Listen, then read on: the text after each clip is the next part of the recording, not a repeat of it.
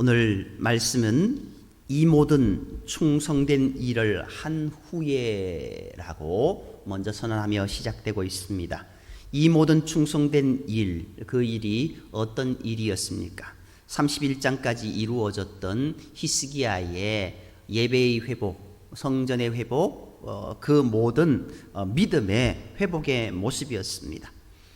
히스기야가 유월절과 무교절을 회복하고 제사장들과 레위인들을 다윗이 정한 24반차로 예루살렘 성전에게 항상 번제와 화목제와 함께 악기로 찬양하는 일을 회복하였고 11조와 헌물을 회복하여 제사장들과 레위인들이 생활비 걱정 없이 오직 하나님 섬기는 일에만 열중하도록 모든 조치를 완비하였습니다. 이 모든 일을 다 완비한 후에 바로 그때에 아수르 왕 사네립이 엄청난 대군을 이끌고 유다를 침공하게 되었습니다. 당시 고대 근동에서 아수르의 사네립을 막을 나라는 아무도 없었습니다. 오늘 우리가 읽은 말씀들 속에 어느 나라가 나를 막은 나라가 있느냐라고 그렇게 사네립은 거듭거듭 이야기하는 모습을 보지 않습니까? 이때 히스기야는 먼저 아수르군이 식수를 구하지 못하도록 아수르군 진영으로 흘러가는 모든 물주기를 막은 다음 무너진 성벽을 보수하기에 이릅니다. 유다 백성들은 모두 한 마음이 되어서 히스기야를 도와서 성벽을 튼튼히 하는데 온 힘을 다했습니다. 히스기야는 온 군대와 백성들 앞에서 하나님께서 그들 앞에 서서 함께 싸우실 것이니 강하고 담대하라 라는 연설을 하게 됩니다. 두려워하지도 말고 놀라지도 말라라고 이야기합니다. 왜요?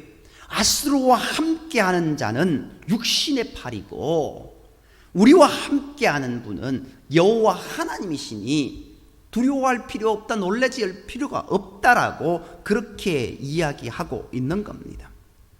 결국 이 일로 인하여서, 이 히스기야의 말로 인하여서 유다와 이 백성이 모두 안심했다라고 이렇게 성경은 기록하고 있습니다. 그저 단순히 안심했다라고 이야기하지만 이 말씀은 샬롬을 의미합니다. 평안을 의미합니다. 전쟁이 났을 때의 평안이 무엇입니까? 우리가 승리하게 될 것이다라는 겁니다. 많은 대군이 쳐들어왔지만 우리는 걱정할 것 없다. 왜? 하나님이 우리와 함께 하시고 하나님이 우리를 지켜주시니 우리는 안심한다라고 이야기하고 있습니다. 이 히스기야의 말이 모든 백성들로 하여금 평안한 마음, 두려움과 근심이 다 물러가는 그런 모습들이 되었다라는 겁니다. 위기는 믿음을 나타내 보일 좋은 기회입니다. 아수르의 사내의 군대는 궁수, 창 던지는 사람, 물매 던지는 사람 등 보병과 함께 공성대 큰 쇠방망이가 달려있는 기구로 성벽을 무너뜨릴 때 쓰는 기구와 함께 기타 포위 공격에 장비를 갖춘 기계화 부대로 구성되어 있었습니다. 이들 무기들의 규모만으로도 가히 상대를 주눅들게 하기에 충분한 전력을 가진 군대가 아수르의 사네립의 군대입니다.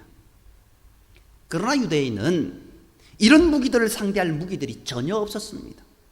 만일 사네립이 작심을 하고 예루살렘을 바로 진격했다고 한다면 며칠 안으로 점령당할 수밖에 없는 그런 형편이었습니다. 그런데 어쩐 일인지 아수르의 사네립은 곧바로 침략하지 않고 포위한 채 위협만 했던 모습을 보게 됩니다. 히스기야 앞에 갑자기 다가온 사네립의 군대는 숨이 막힐 정도로 두렵고 답답한 모습이었습니다. 절체절명의 위기입니다. 그러나 우리는 이 위기의 상황을 잘 살펴볼 필요가 있습니다. 좀 전에 말씀드렸듯이 만일 사네립이 바로 예루살렘으로 진격했다면 유다는 그때 바로 망했을 것입니다. 막을 방법 없습니다. 대적할 힘이 없습니다. 그런데 이상하게도 사네립은 예루살렘을 포위만 하고 더 이상 진격하지 않습니다. 그리고는 큰 소리로 히스기야와 유다 백성들에게 협박과 회유만 하게 됩니다. 산헤립은 예루살렘 주변을 포위하고는 더 이상 진격을 하지 않고 유다 말로 유다 백성들에게 하나님과 히스기야를 따르지 말고 자기들에게 항복할 것을 큰 소리로 회유하기만 했습니다. 물론 전쟁의 방법 중에 가장 좋은 방법이 전쟁하지 않고 이기는 방법이라고 합니다만, 그런데 오히려 산헤립의 이 방법이 어찌 보면은 더 큰 산헤립에게는 불행을 각초게 만든 겁니다. 산헤립은 하나님과 히스기야를 따르면 결국 굶어 죽게 될 것이며, 히스기야가 다른 신을 섬기지 못하게 하고 오직 하나님만 섬기게 했던 것, 그 모든 것 참으로 어리석은 것이었다라고 그렇게 이야기까지 합니다. 왜요? 히스기야가 모든 산당을 없애고 우상을 부수고 그렇게 하나님만 섬길 수 있도록, 하나님만 섬기도록 그렇게 모든 모습들을 회복했던 모습들이 있지 않습니까? 그런데 산헤립이 그것에 대해서 이야기합니다. 이것은 산헤립을 통한 하나님의 시험이었습니다. 지혜로운 사람은 이 일이 하나님께서 하시는 일임을 알았을 것입니다. 하나님께서 이 일로 히스기야와 유다 백성들의 신앙 개혁이 건강하고 바르게 되었는지 확인하려 하신 것입니다. 정말 바르게 했다고 한다면, 정말 신실하게 믿음으로 바로 서 있다고 한다면 그들이 여기에서 흔들릴 전혀 없습니다. 그래서 그 막강한 힘을 가진 산헤립의 군대를 예루살렘 주변에 포위만 하게 하고 더 이상 진격은 하지 못하게 막으신 것입니다.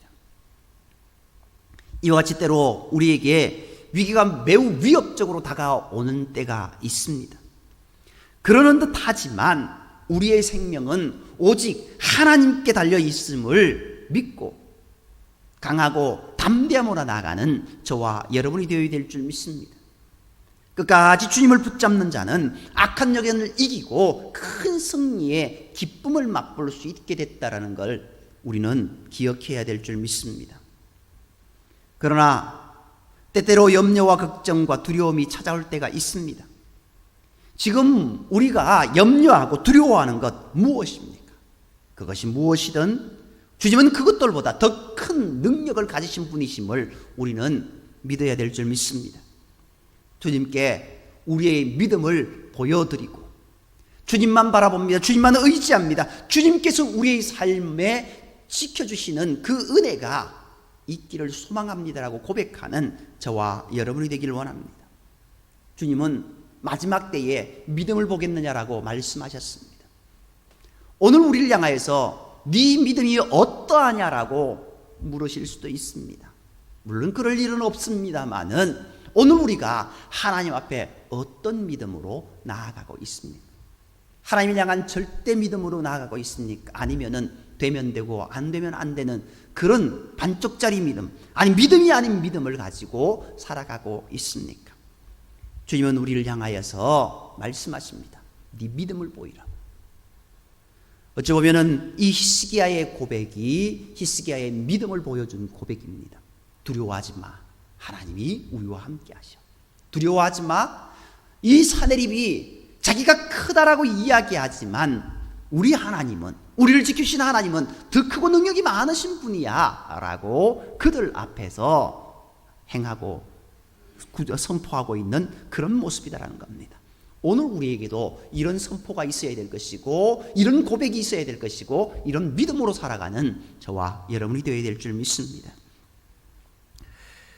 아수르의 산헤립이 막강한 군사력을 가지고 예루살렘을 포위하고 시위 선동하며 고도의 심리전을 펴자 히스기야는 이사야 선지자와 함께 하나님께 부르짖어 기도하기에 이릅니다. 그러자 하나님께서 천사를 보내셔서 순식간에 아수르 군대의 지휘관들과 병사들을 멸하십니다. 더 이상 전쟁이 불가능해진 것을 알게 된 아수르 왕 산헤립은 자기의 고국으로 돌아갑니다. 근데 돌아갔는데 어떻게 됩니까? 자기의 신전, 자기가 섬기는 신의 그 신전에 들어가서 이제 있을 때에 자기 몸에서 난 자, 자기 친자식인 아드멜렉과 사라셀이 이 사내립을 죽이게 됩니다. 하나님께서 아수르의 엄청난 대군을 물리치셔서 유다의 대성으로 끝나자 이제 히스기야는요, 그의 위상이 크게 높아지게 됩니다. 주변에 많은 나라들로부터 존경을 받게 되는 그런 모습이 일어나게 됩니다. 오늘 이 단락의 마지막 부분을 보면은요, 어떻게 이야기하고 있습니까? 23절 말씀에 22절 23절 우리 함께 읽겠습니다. 22절 23절 이와 같이 여호와께서 히스기야와 예루살렘 주민을 아수르 왕 사네립의 손과 모든 적국의 손에서 구원하여 내사 사면으로 보호하시매 여러 사람이 예물을 가지고 예루살렘에 와서 여호와께 드리고 또 보물을 유다 왕 히스기야에게 드린지라 이후부터 히스기야가 모든 나라의 눈에 존귀하게 되었더라. 아멘. 여기 보면은요, 하나님께서 지켜주셨다라는 겁니다.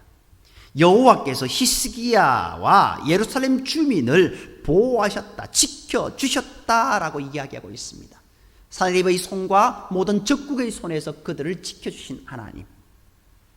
결국 이 일로 인하여서 많은 사람들이 예물을 가지고 예루살렘에 올라와서 여호와께 감사의 예물을 드리게 됩니다.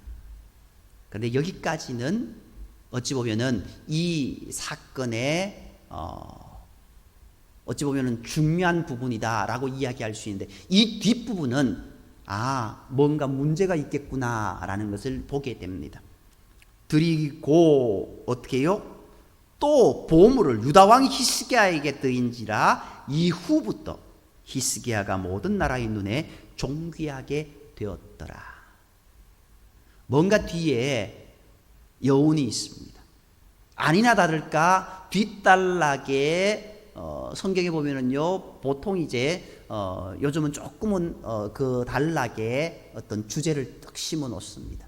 그 뒷단락의 주제가 뭐로 나옵니까? 히스기야의 병과 교만. 히스기야의 병과 교만.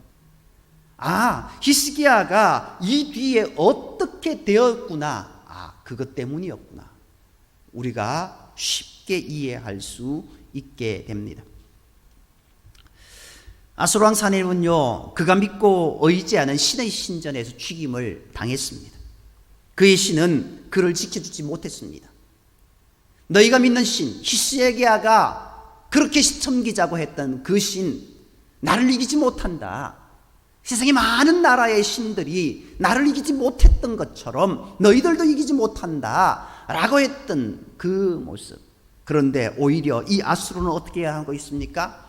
그가 그렇게 믿었던 그의 신전에서 죽임을 당하는 모습을 보게 됩니다. 그의 신도 그를 지켜주지 못했습니다. 하나님을 저주하고 하나님을 비방했던 그의 입술이 영원히 꺼져가 버리는 그런 모습을 보게 됩니다. 그는 하나님을 의지하는 히스기야와 예루살렘 백성들을 조롱했으나 실상 죽은 자는 그 자신이었습니다. 아니, 이것보다 더 큰 일, 여호와 하나님을 비방하기에 그는 하나님의 치심으로 죽임을 당할 수밖에 없었다라는 겁니다. 그 죽음이 어떤 죽음입니까? 가장 비참한 죽음입니다. 그의 몸에서 난 자가 그를 죽였으니 아수르 왕이 가진 세계 최고의 권력이라는 것도 아침 안개처럼 사라져버리는 그런 모습입니다. 참 덧없는 모습입니다. 자기 아들들이 자기를 죽입니다. 자기 욕심을 때문에 자기 아버지를 죽이는 이런 폐륜의 짓을 저지르는 모습. 아수르의 사네립이 그런 모습으로 끝나버리는 모습을 보게 됩니다. 결국 하나님의 심판이 그에게 내려지는 모습을 보게 되지 않습니까? 히스기야의 위대함은 눈앞에 다가온 엄청난 위기 앞에서도 흔들리지 않는 믿음을 보여주었다라는 점입니다. 히스기야는 차라리 죽을지언정 타협하지 않았습니다. 그리고 모든 일을 하나님께 맡기며 부르짖어 기도했습니다. 그랬더니 그 무서운 아수르 사내립의 군대를 천사를 동원하여 물리치시고 그의 죽을 병도 고쳐주셨습니다. 뿐만 아니라 다윗과 솔로몬 다음으로 부유함과 명예를 누리게 된 왕이 바로 이 히스기야였습니다. 어려움에 처해 있더라도 흔들리지 않는 믿음을 주께 보여드려야 됩니다. 그러면 히스기야처럼 우리도 주의 도우심으로 기쁨의 삶을 영위해 나가는 그런 모습이 될 수 있을 줄 믿습니다. 이렇게 큰 일을 이제 겪은 이후 사내립의 침공을 믿음으로 이겨낸 히스기야. 그런데 연이어 고난이 닥쳐오게 됩니다.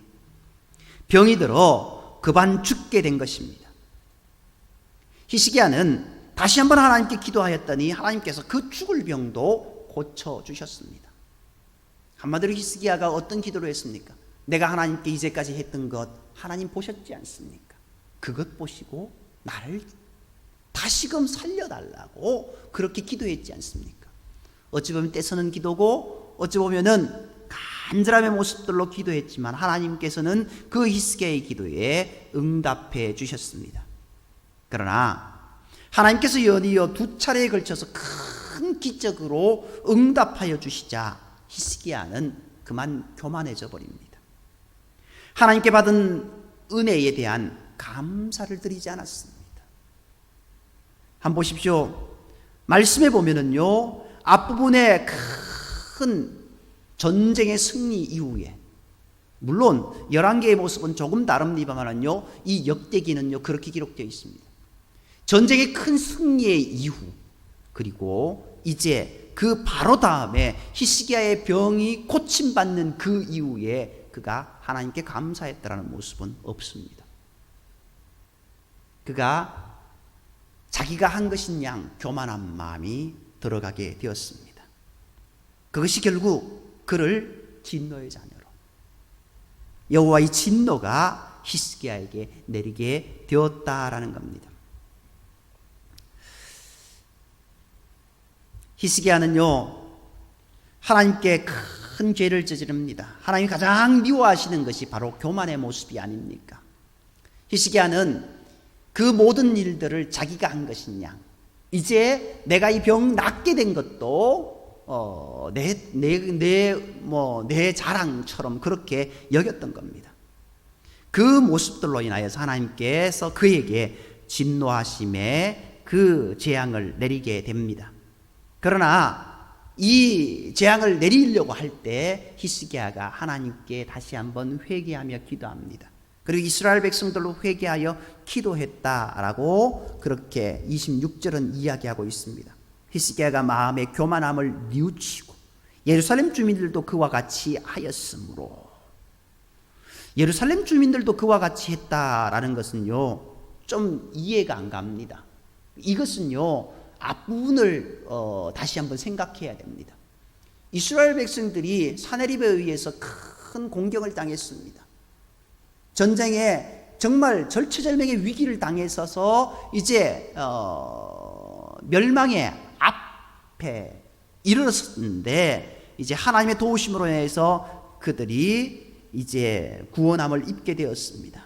그런데요, 그들의 모습 어떻게 해요? 하나님을 향한 모습 없습니다. 그러니까 이 모습 가운데서요, 어떻게 이야기하고 있습니까? 그들이 자기들이 잘나서 된 것인 양 이렇게 되어 있으니까 히스기야도 마찬가지고 예루살렘 주민들도 마찬가지고 그렇게 교만한 마음이 들었다라는 겁니다. 그러니까 26절에 히스기야가 마음이 교만함을 뉘우치고 예루살렘 주민들도 그와 같이 하였다라고 하면서 여호와의 진노가 히스기야의 생전에 그들에게 내리지 아니하였다. 히스기야에게만 내리지 않은 것이 아니라 이스라엘 백성들에게도 내리지 않았다라고 이야기하고 있습니다. 결국 하나님을 향한 교만한 모습은 나를 넘어서 주변에 전염됩니다. 그것들로 인하여서 온 나라가 큰 어려움에 맞닥뜨릴 수 있다라는 겁니다. 그것을 이 말씀을 통해서 우리가 볼 수 있습니다. 하나님을 향한 가장 큰 죄가 무엇일까요? 하나님의 은혜를 저버린 죄, 하나님께 교만함으로 나아가는 죄, 그것을 하나님은 가장 미워하십니다.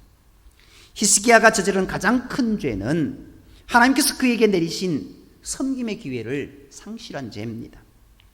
하나님께서 아수르의 대군을 천사를 통해서 물리쳐 주셨고, 히스기야가 죽을 병에 걸렸을 때 태양의 그림자를 15도 뒤로 물러가게 하면서까지 기적을 보이시면서 병을 고쳐주신 것은 히스기야로 하여금 하나님을 섬기는 일, 그가 하나님을 섬기는 일을 하고자 하는 열망이 있어서 성전을 깨끗하게 하고 하나님을 향한 예배를 다시 회복하고 하나님을 향한 절기를 다시 회복했었는데, 그것이 무뎌지고 무너지는 것, 그것을 다시 하금 회복하게 한 위함이었는데 어떻게 해요? 히스기야는 그것을 하지 않았던 겁니다. 하나님을 섬기는 일, 더 강하게, 더 믿음으로 할 수 있는 그 길을 열어주셨음에도 불구하고 히스기야는 그렇게 행하지 못했습니다. 히스기야가 그 모든 일을 마치 자신이 행한 것처럼 교만을 품는 바람에 유다 백성들이 더 확실하게 하나님을 의지할 수 있는 그 일 또한 무너지게 만들었던 겁니다. 그 결과 히스기야의 아들 므낫세는요, 유다의 역대 왕 중에서도 손꼽히는 악한 왕이 되었습니다. 히스기야 자기뿐만 아니라 이스라엘 백성들이 하나님을 향한 올곧은 믿음으로 그렇게 걸어갔다고 한다면은 그의 아들 므낫세 때에 이제 이스라엘 백성들이 큰 죄악 가운데 걸어가지 않을 수도 있었습니다. 왕이 그렇다 할지라도 이스라엘 백성들은 믿음 가운데 서 있다고 한다면 그 나라는 절대 무너지지 않습니다. 그들이 올곧게 하나님 앞에 서 있지 못하니까, 왕이 그러니까 함께 멸망자들이 되고 만 겁니다. 히스기야의 죽음 이후 유다는 서서히 몰락하여서 결국 바벨론에 망하는 비극을 경험하게 된 겁니다. 만일 히스기야가 다윗처럼 그 모든 일로 하나님께 영광을 올려드렸다면 다시 한번 다윗의 시대를 열어갈 수 있었을 것입니다. 만일 그랬다면 그의 아들 므낫세는 유다 왕들 중에 가장 사악한 왕이 아니라 솔로몬처럼 하나님의 복을 받는 왕이 될 수도 있었을 것입니다. 그러나 그가 새로 얻은 그 15년, 이 이후에 므낫세 왕이 12살의 왕이 됩니다. 12살의 왕이 되었다라는 것 무슨 의미입니까? 그가 새로 얻은 생명 15년 그 사이에 태어난 아들입니다. 비록 작은 모습이었지만 죄악의 씨로 자라났고 죄악의 씨가 잉태되었고 그 죄악의 씨가 멸망의 씨로 자라나게 되었다라는 모습을 보게 됩니다. 히스기야는 그가 새로 얻은 15년의 그 기간 동안 세상의 즐거움을 누리는 기회로 삼아버렸습니다. 그렇게 살아가니 그가 하는 것을 보고 자란 므낫세가 유다 왕 중에서 가장 사악한 왕이 되고 말았던 겁니다. 그가 얻은 15년을 죄의 즐거움을 누리는 기회로 사용할 바에는 차라리 하나님께서 처음에 계획한 대로 그가 하나님의 기적으로 아수르를 물리칠 친 때에 죽을 병에서 낫지 않고 그냥 죽는 편이 낫다라고 이야기할 수 있습니다. 그동안 히스기야가 얼마나 신실하게 믿음 가운데 걸어갔습니까? 성전을 새롭게 했고 다윗과 솔로몬 시대의 예배를 거의 완벽하게 회복했고 우리가 보는 구약 성경의 대부분을 이때에 편집했습니다. 특히 시편, 잠언, 전도서는 대부분 히스기야가 편집한 것입니다. 히스기야의 공로는 다윗보다 전혀 못하지 않습니다. 그런데 새로 얻은 이 15년 동안에 그 모든 공로를 다 잃어버렸습니다. 오늘 우리가 다시 한 번의 기회를 달라고 그렇게 고백할 때가 있습니다. 다시 한 번 기회가 주어졌을 때 우리는 그 기회가 하나님께서 내게 주신 은혜의 기회인 것을 기억하면서 하나님을 신실하게 신뢰하며 믿음으로 걸어가는 모습이 되어야 됩니다. 히스기야는 그렇게 하지 못했습니다. 다시 한번 그에게 하나님의 은혜가 덧입혀졌지만 그는 그 기회를 하나님께 그 은혜를 갚는 기회로 삼지 못하고 자신의 육신의 삶을 살아가는 그 모습, 멸망의 삶으로 걸어갔던 모습을 보게 됩니다.